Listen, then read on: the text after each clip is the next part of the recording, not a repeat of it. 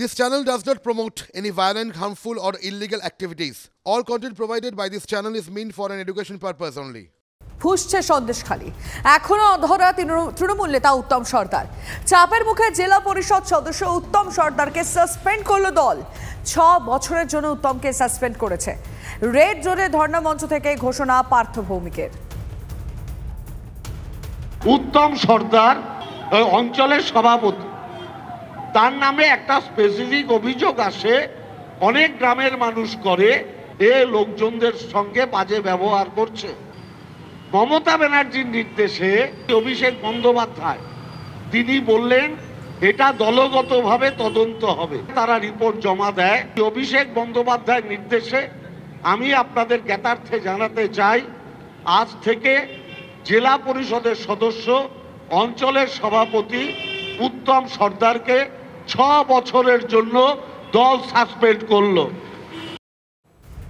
স্থানীয় বিধায়ক সুকুমার মাহাতো কি বলছেন শুনবো না ঠিক আছে দলের অন্যায় যে করবে দল তার পাশে নেই উত্তম সর্দার যেটা পাওয়া গেছে টাকা দেয়নি মানুষের এবং উত্তম সর্দার অভিযোগ এসছে দল তাকে বহিষ্কার করেছে সাসপেন্ড করেছে বহিষ্কার করেনি 6 বছর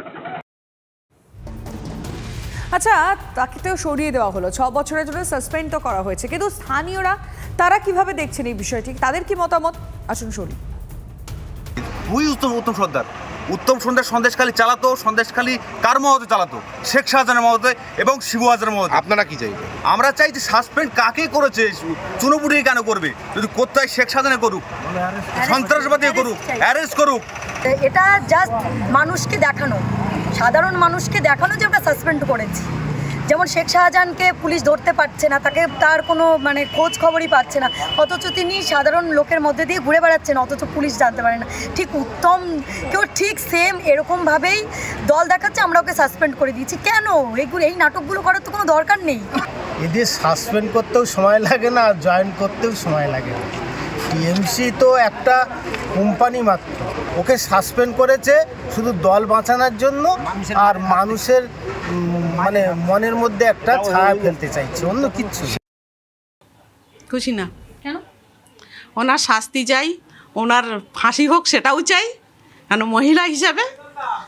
যে মহিলাদের উপরে যা অত্যাচার হয়েছে ওনার ফাঁসি হলেও ওর কম হবে ওর গ্রেপ্তার অবিলম্বে ওর গ্রেপ্তার চাই শিবহাজার উনিও সমান দোষী উনিও মহিলাদেরকে নিয়ে গেছেন এখান থেকে আমার বাড়ির বাসাতে মেয়েদেরকে রাত 12টার সময় বাইকে তুলে নিয়ে গেছে এমএলএ না কি উনি ওনাকে তো চোখে দেখা যায় না এই আমাদের এলাকায় ওনাকে দেখা যায় না উনি মুস্তানি করে বেড়ান সাসপেন্ড করেছে যদিও বা শুনে একটু হলো কিন্তু আদৌ আমাদের বিশ্বাস নেই ওনাকে অবিলম্বে গ্রেপ্তার করা দরকার গ্রেপ্তার হলেই আমরা আরও সবথেকে বেশি খুশি হব দল থেকে তাড়ালো ও তো দলে ঢুকবে না এমন কোনো কিন্তু প্রমাণ নেই ঢুকলে কিন্তু আবার সেই শুরু করবে সেই আমাদের অশান্তিই থেকে যাবে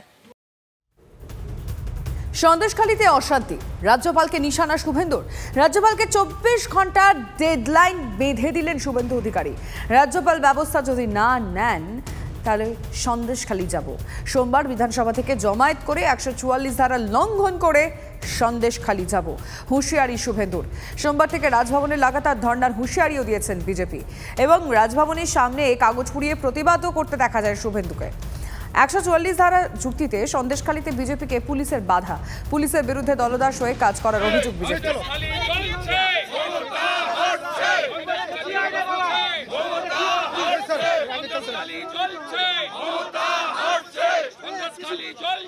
আমরা রাজ্যপালকে 24 ঘন্টা টাইম দিয়ে গেলাম যদি পিস রেস্টোর না করেন এসসি এসটিদের প্রোটেকশন না দেন সোমবার আমরা 144 ভাঙবো কত ক্ষমতা আছে অ্যারেস্ট করুন আমাদের আমরা দেখতে চাই আর গভর্নরকে বলে গেলাম তার সেক্রেটারিকে ওএসডিকে যে ভাইপো এখানে এসে 7 দিন ধরে ছামড়া বেঁধে বিনীত গোয়েলের সৌজন্যে এখানে ধর্ণা নাটক করেছে আমরা সন্দেশখালীকে বাঁচানোর জন্য আপনার কাছে আসছি এবং আপনি কিছু না করলে লাগাতার ধর্ণা আপনার সিঁড়িতে বসে বিজেপির এমএলএরা দেবে আমরা ছাড়বো না গায়ে মানে না আপনি মোড়ল নন্দীগ্রামে মমতা ব্যানার্জি ছিল, নন্দীগ্রামে একটা মাস আন্দোলন হয়েছে, ক্যামেরা ধরার জন্য এরা দৌড়দৌড়ি। অর্গানাইজেশন কোথায়? পায়ের তলায় মাটি কোথায়? লাফালাফি করলে হবে? এটা আমার কথা না, নাড্ডা সাহেব অমিত শাহ এসে বলে গেছে।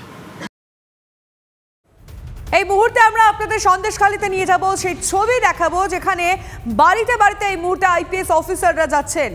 যে সমস্ত বাড়িতে হামলা হয়েছে এবং যে সমস্ত মহিলাদের উপর অত্যাচার হয়েছে সেই সমস্ত বাড়িতে গিয়ে আপনারা দেখতে পাচ্ছেন আইপিএস অফিসাররা তাদের বয়ান রেকর্ড করছেন। এই মুহূর্তে সরাসরি সেই ছবি আমরা দেখাচ্ছি যেখানে পুলিশের বিরুদ্ধে সরাসরি অভিযোগ, পুলিশের বিরুদ্ধে হামলার অভিযোগ এবং পুলিশের সমস্ত কিছু সামনে রেখেই অত্যাচার হয়েছে বলেই তারা বলছেন, অভিযোগ করছেন। আমরা ছবিটা লাইভ দেখাচ্ছি, পাশাপাশি রিপোর্টারের সঙ্গে কথা বলবো। দীক্ষা ভুইয়া রয়েছেন এই মুহূর্তে। দীক্ষা, এই মুহূর্তে আমরা দেখতে পাচ্ছি বয়ান রেকর্ড করা হচ্ছে, তুমি একটু বুঝিয়ে বলো প্লিজ কি চলছে সেখানে। দেখো, আমরা হঠাৎ করে দেখলাম DG SCRB Siddhartha Gupta, IG administration, Ershad Jhajharia সহ শীর্ষ আধিকারিকরা এখানে সন্দেশখালীতে এরিয়া ডমিনেশনে এলেন এবং তারপরে এসপি হোমগার্ড পাপিয়া সুলতানা তিনি ম্যাডাম একটু বলবেন। মহিলাদের তো বড় বড় অভিযোগ ছিল, সেই জন্য ওরা অভিযোগটাকে আপনি নিলেন, লিখিত অভিযোগ নিলেন? ওনারা যা বলেছেন আমি সেটা শুনেছি, যা কথা হবে দেখতে পেলে যে বাড়িতে কথা বলেছিলেন পাপিয়া সুলতানা, তিনি বললেন যে মহিলাদের অভিযোগ তিনি নিয়ে দেখতে পেলে যে বাড়িতে কথা বলেছিলেন পাপিয়া সুলতানা, তিনি বললেন যে মহিলাদের অভিযোগ তিনি নিয়েছেন এবং অর্থাৎ আমরা দেখলাম যে সক্রিয়তা দেখা যায়নি পুলিশের তরফ থেকে, সেই সক্রিয়তা হঠাৎ করেই সন্দেশখালী জলিয়াখালীতে উত্তপ্ত হওয়ার পরে মহিলাদের বাড়িতে এলেন এসপি হোমগার্ড। দিদি, আপনি আগের দিন কথা বলছিলেন, কি আপনারা আশ্বস্ত বোধ করছেন?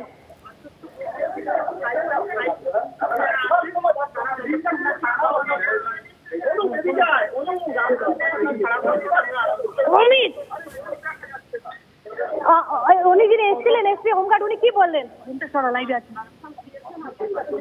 আপনারা কি বললেন ওনাকে?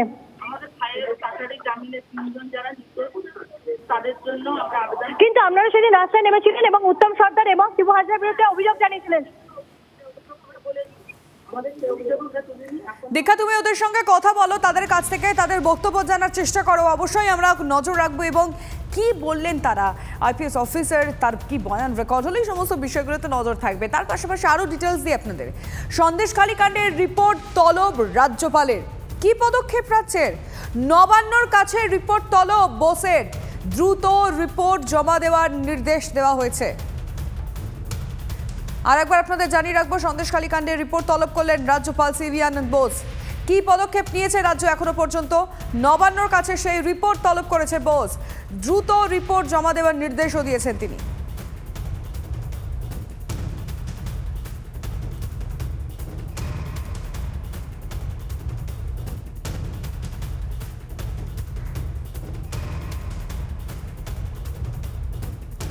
সন্দেশখালীর দিকে তো নজর সবসময় আমাদের রয়েছে, তার পাশাপাশি আরও বেশ কিছু গুরুত্বপূর্ণ খবরের আপডেট দিই। প্রকাশ্যে সিভিক ভলেন্টিয়ারের ব্যাচ খোলার হুমকি শাসক নেতার, সিউড়িতে ভাইরাল হয়েছে ভিডিও, সেই ভিডিও নিয়ে এই মুহূর্তে শোরগোল পড়ে গেছে চারিদিকে। হেলমেটহীন বাইক আরোহীদের আটকান সিভিক ভলেন্টিয়ার, আর এরপরেই আইএনটিটিইউসির নেতা সিভিক ভলেন্টিয়ারকে হুমকি দেন বলে অভিযোগ। দেখুন সেই ভাইরাল ভিডিও।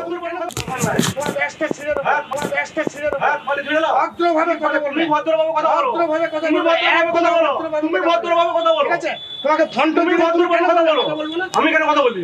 আমি তোমাকে চিনি না, এখানে ডিউটি করছিস, তোমাকে চিনি না, আমি চিনি না, তুই এখানে ডিউটি করছিস, তোমাকে চিনি না, আমার ওসিকে ফোন লাগা, আমি তোমাকে চিনি না।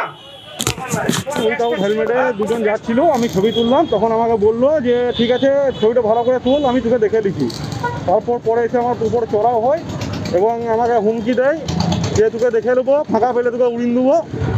তারপরে ডালিম বলে একজন আছে, আমরা ভিতরে জল খেতে যাচ্ছিলাম, তখন আমাদেরকে ভিতরে ভরে লাগিয়ে দিয়েছিল যে তোর কে আছে ডাক, তারপরে আমি দেখছি। সিভিককে কে আটকানো আছে, আপনারা দেখেন, ফুটেজ দেখেন কি তাকে সিভিককে আটকিয়ে রেখেছি, এরকম তো কোনো নয়। না, আটকানোর কোনো কথা আটকে রেখেছিলেন সিভিককে? না না না না।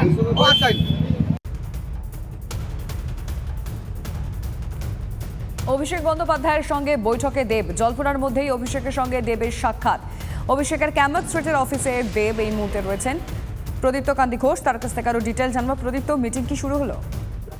দেখো, বৈঠক ইতিমধ্যেই শুরু হয়েছে। ঘাটালের সাংসদ দেবের সঙ্গে তৃণমূলের সর্বভারতীয় সাধারণ সম্পাদক অভিষেক বন্দ্যোপাধ্যায় বৈঠকের দিকে রাজনৈতিক মহল তাকিয়ে আছে যে দেব নানান কারণে তার অভিমান হয়েছে, দেবকে ঘিরে নানা বিতর্ক তৈরি হয়েছে, তিনি কাটমানি নিচ্ছেন, এই ধরনের একটা অডিও ক্লিপ ভাইরাল হয়েছে। ফলে এই মুহূর্তে দাঁড়িয়ে যে দেব লোকসভা ভোটে প্রার্থী হবেন কিনা সেই চর্চা যেমন একদিকে রয়েছে, তার পাশাপাশি দেবের অভিমান, সেই অভিমান কি আদৌ অভিষেক বন্দ্যোপাধ্যায় মেটাতে পারবেন কিনা সেদিকেই রাজনৈতিক মহলের নজর রয়েছে। বৈঠক মিনিট 10 আগে শুরু হয়েছে এবং গত কয়েকদিন ধরে দেবকে ঘিরে যে চর্চা চলছে তৃণমূল কংগ্রেসের অন্দরেও, তা নিয়েই অভিষেক বন্দ্যোপাধ্যায় মূলত আজকের বৈঠক করবেন এবং এই বৈঠক থেকে কি নির্যাস বেরিয়ে আসে সেদিকেই তাকিয়ে রয়েছে তৃণমূল নেতৃত্বও যেমন, তার পাশাপাশি রাজনৈতিক মহলও। লিমা, ধন্যবাদ প্রদীপ্ত।